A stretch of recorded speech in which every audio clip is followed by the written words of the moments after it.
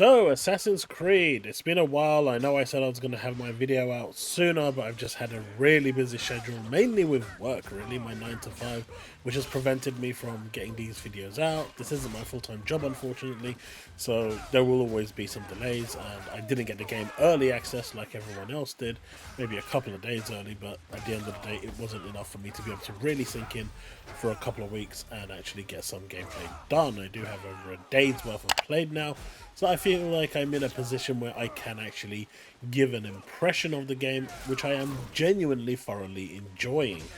Now I have played some with Yasuke and I have played a lot more with Naoe, and I have to say that in my opinion Naoe probably plays better. At least based on my style, Yasuke feels more rigid, more tankish, and that's how he's intended to actually play. He's a lot more brutal with his killings and, his finishes, and overall it's very satisfying. Even the music that surrounds him when he's playing is just, in my opinion, just that bit more amped up, that bit more better.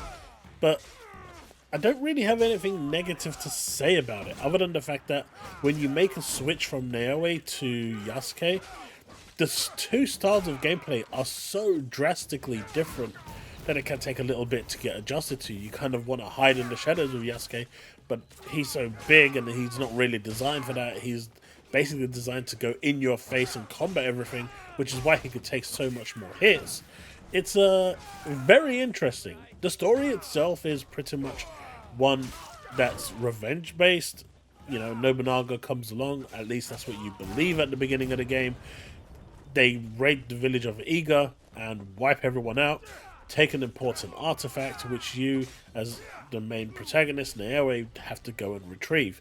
Now, where I am in the game, you actually get to split between Naoe and Yasuke, and you can actually switch between them freely when you want, as long as you're not in combat or in a area where it's on alert.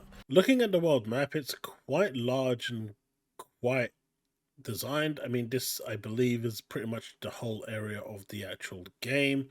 But one thing that they've added here is these little sections here called Sakai Kaku Rega. You can actually fast travel to these outside of these nodes where you get the high beam points, but you can also, which is really, really cool, fast travel by changing your character as well. So if you're Yasuke, you can change to Naoe, or if you're Naoe, you can fast travel to as Yasuke, which is really cool. But you can also fast travel straight to your base, which I'm going to be showing in a minute. And their stories kind of split. They have their own kind of side stories that you progress through. I haven't actually finished the game, so this is like a preview of my impressions. But I've been told at some point they kind of converge. But you don't even need to kind of do Yasuke's side of the story. You can technically just play all the way through with Naoe if you really want to and get that Assassin's kind of experience. Honestly, when I was playing with Naoe, it really felt like an Assassin's kind of game. I didn't feel like I was playing a samurai game. And that's good because it's a game of two halves. You can play it the way you want to. Now, I know there's been a lot of controversy about this game, but if you are into these sorts of games, I do recommend you check it out.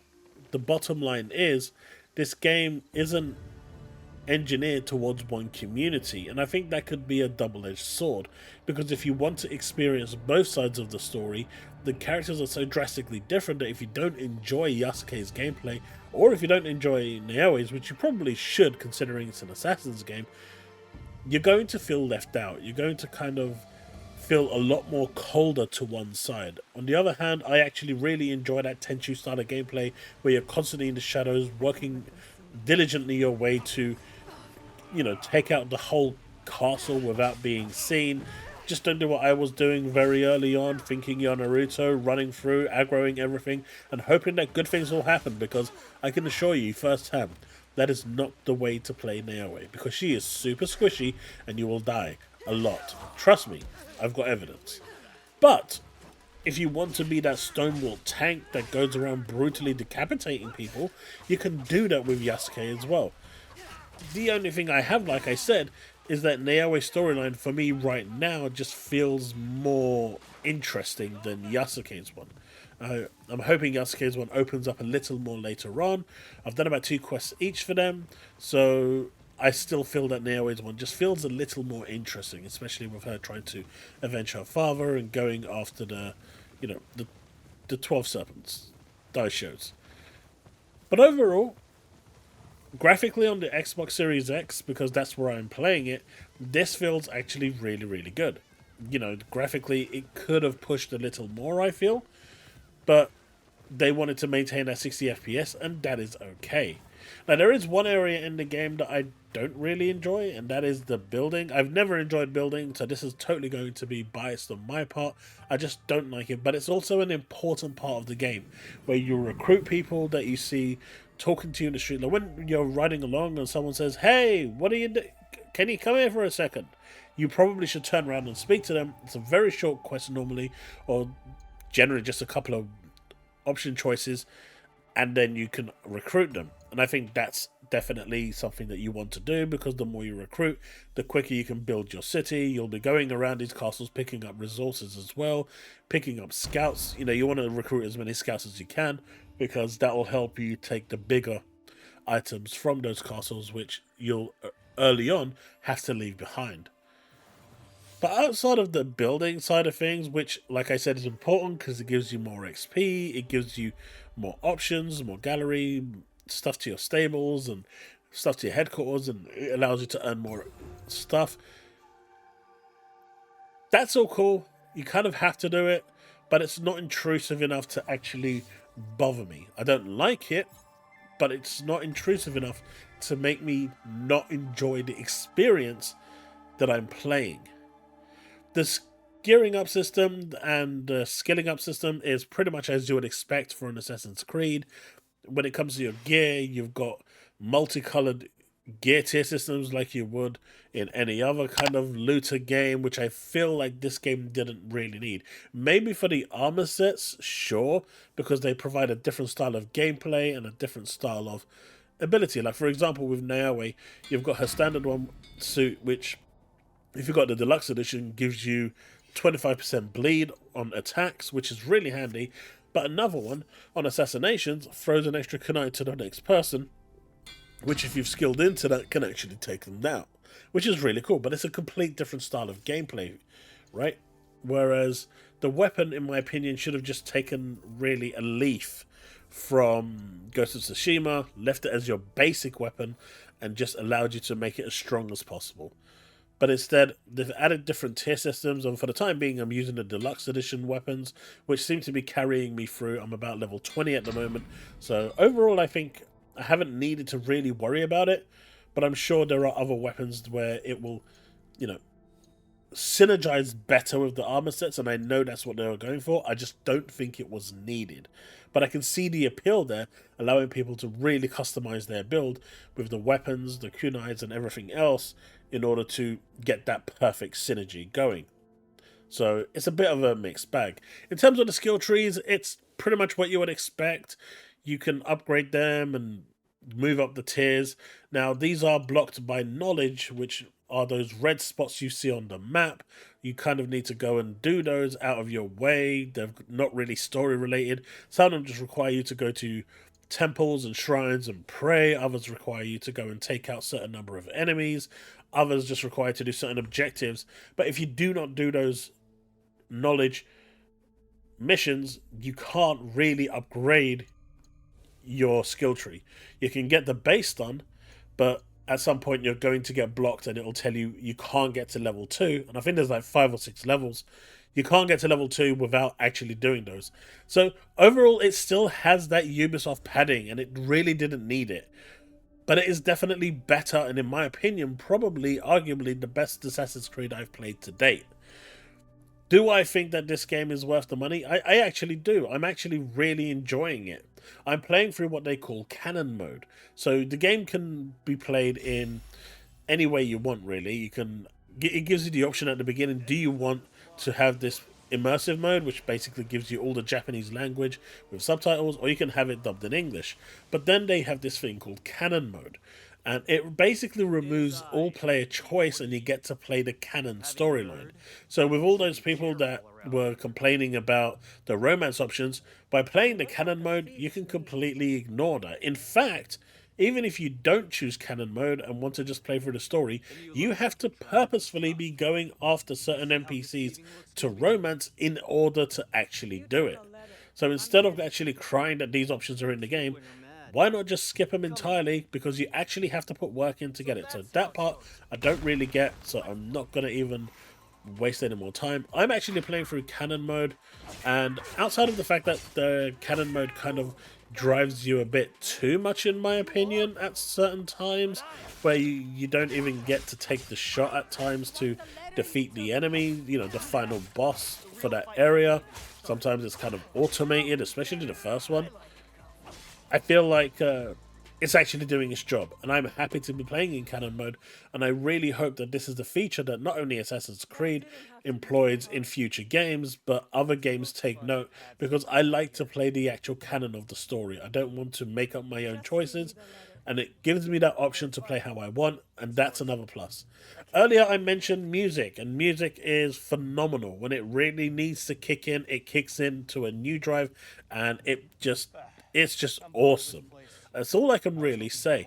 It kicks in at the right time, and it really gives you that vibe where, yes, this is it. I'm ready for this. Let's go.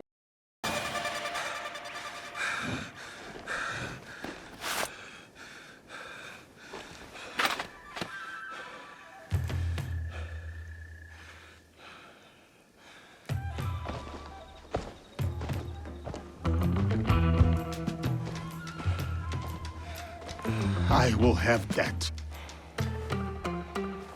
Muda wako jenga spirit, muda wako jianda. Vijana sisi ni washindi, moyo ni moto bala. Muda wako jenga nguvu, ili nipambane. Nimekuja pukupuku wakiniangusha mimi nasimama. Siwezi kushindwa, siwezi. It is an honor to return your katana, Sensei. Majasho na mimi siwezi kushindwa, ekijana panda mulima.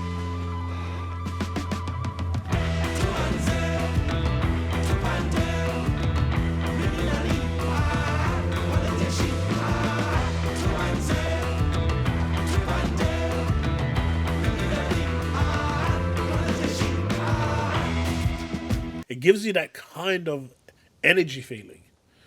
Like I said, overall, I'm really enjoying the game. I'm 24 hours in, and I don't really have much bad to say about it outside of the building, which I never really enjoy in any game. So take that as you will. But also, the padding. The padding is just, I feel, a little bit too much. Stuff are just a little bit out of your way, and it's done deliberately, and that kind of creates that Ubisoft pacing issue that we always see, and I just don't feel like it's needed.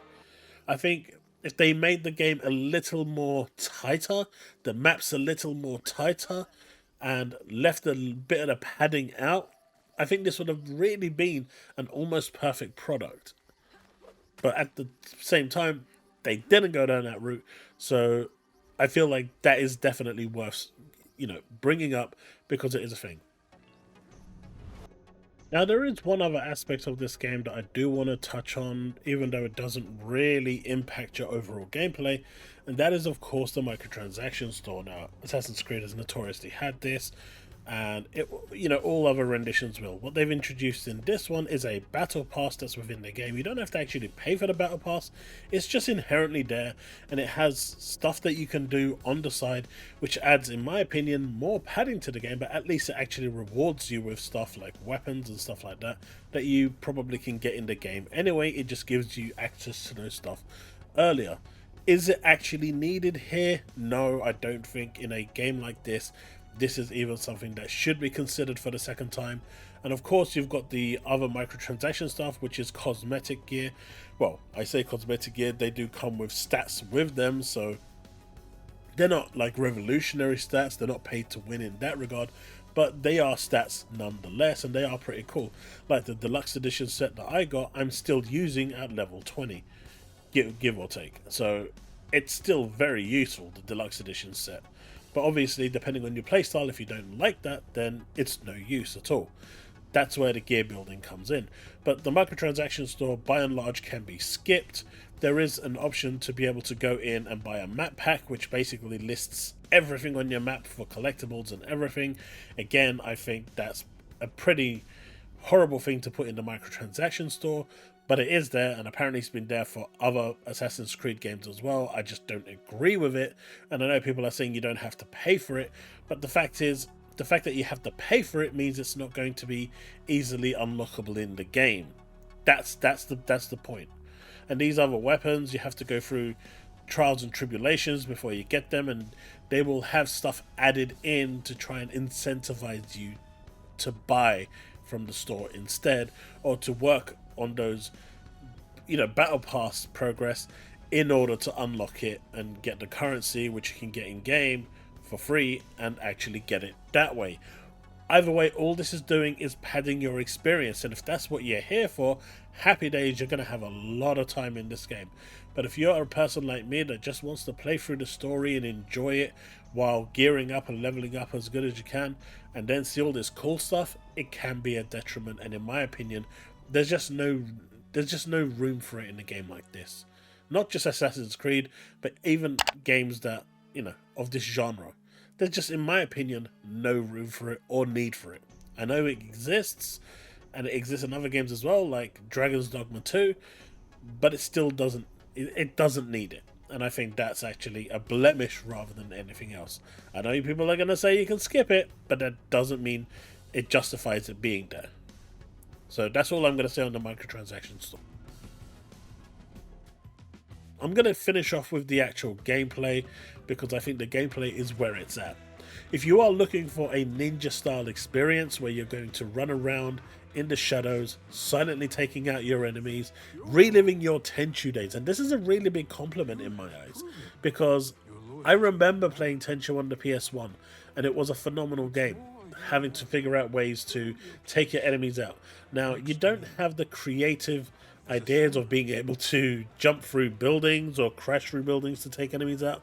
It is a little bit restrained in that respect, but you still have to meticulously work out what you're going to do, which actions are going to be better, and time your silent kills to perfection, or you'll alert people and then they will alert everyone else. Even being seen by normal pedestrians inside the castles or the key areas, they will start screaming and alerting guards, and it will be bad times. So if you're going for that all elusive, not being seen stealth run, that's possible, and it gives you that, when you finish that castle and you haven't been seen, it really gives you that sense of awesomeness. There's skills where you can unlock that allow you to, those sliding doors you have in Japan, you can actually defeat enemies through that. It's a skill that you have to unlock, which is weird, but you do, so you should do that really early on. But it's great that it gives you that option, and some of the skills that you can actually unlock in the game, like throwing your taco at the enemy, running up, grabbing it, and then slicing their throat off, really nice. It's really satisfying. And then you've got the tank, which is Yasuke, who you get his backstory and you get everything else. It's really, really cool, and at the end of the day, it gives you that massive kind of monster feeling. You can run around and literally be the tank you've always wanted to be, the samurai you've wanted to be, and go 1-on-3, 1-on-4, and still come out fighting, even after taking a few hits. The kills are really, really brutal. The decapitations are crazy, and some of the skills that you can unlock, like I'm going to call it the Sparta kick, that allows you to kick them from one end of the map to the other, is really satisfying. But it also, enigmifies the whole strength of Yasuke compared to the Japanese that you're fighting against. So overall, what do I think about the game? Well, I guess you've kind of made, it's already been abundantly clear, right? I'm really enjoying this game. It does have its flaws. It's not perfect. But is it the best Assassin's Creed that I've played to date? Yes. Yes, it is. Is it worth your time? Absolutely. If you don't want to actually pay for it, you can go and just sign up to 1 month of Ubisoft Plus. I think it's like 14 or 16 pounds here in the UK, and you can actually download the game and play it for a whole month and get the full experience, complete it, and you're done. Ubisoft are giving you multiple ways of actually playing this, and you know, even if you don't have a powerful PC, I believe this game is already on GeForce Now. If I think you can also just stream it through there as well. Literally, play it through that way. I think you should be able to. I think Ubisoft Plus allows you to stream. I'm not 100% sure, but I know GeForce Now does, and you can connect your Ubisoft account. But there are multiple ways to play it at a cheaper price than paying the £70 to buy it outright if you don't care about owning it. But yeah, overall, I think this is a really good game. I think it's going to do better. It's sold phenomenally well. It's had over 3 million players within the first week or so. And it's sales-wise just behind Assassin's Creed. I believe it was Valhalla, which, you know, was a cross-generational game anyway, so it also had that benefit. So overall, I think the praise that it's getting from the pundits, from the media, and from the critics is actually justified. The game is really that good, and it is really that satisfying. What lets it down is the padding, which I think is a problem. A little bit of the jank controls that appear here and there, especially when you're kind of trying to do stuff that you're not supposed to, but you know it's possible, and you try to climb up that wall through different little nooks and crannies and cracks that you can see, and eventually you can make it up there. That saves you a lot of time getting over stuff. But yeah, some of that is like kind of self-imposed. Some of it, I think they could have just handled a lot better. But overall, outside of that, and obviously the building, which I'm always going to have a problem with, and the weapon upgrades, which I still think is not needed in a game like this, and it's perfectly suitable for it to follow that path of Ghost of Tsushima. Even the health, which I didn't really cover in this game, the resolve system in Ghost of Tsushima, which rewarded you for good gameplay with resolve bars, which you could then heal yourself, I think is a better option than finding rations around and healing yourself through rations. I don't know. This game will always be compared, especially for the samurai aspect, to Ghost of Tsushima, and that's not a bad thing because Ghost of Tsushima is a phenomenal game. But if you've enjoyed Ghost of Tsushima, I think you'll find a lot here that is comparable and definitely worth your time and definitely something that you probably want to check out. Like I said, the barrier to entry is really, really low at £16. You can sign up to Ubisoft Plus for 1 month, download it, play it, complete it, and be on your way. And when they release DLCs, you can re-download it again for 1 month and do it again. Or if you've really enjoyed it after that 1 month, the game should drop in price anyway by the time the DLC lands. Go buy it. Either way, you've got options and no excuse not to check out this awesome game. I've never really been an Assassin's Creed fan. It's just never appealed to me. The padding has always been a problem. But this one just sits right at home. Whether it's the gameplay, the music, the storytelling, the characters, I actually feel a lot more invested in this one, and I feel like you will be too. But that's my thoughts on this game. Let me know what you think in the comment section below. Have you played it? Are you enjoying it? Are you not enjoying it? Are you going to give it a chance? And if not, why? Hopefully it's not for one of the silly reasons. But I'd love to hear your thoughts in the comment section below and have that discussion. Thanks so much for watching, and I'll see you in the next one. Remain legend. And enjoy it.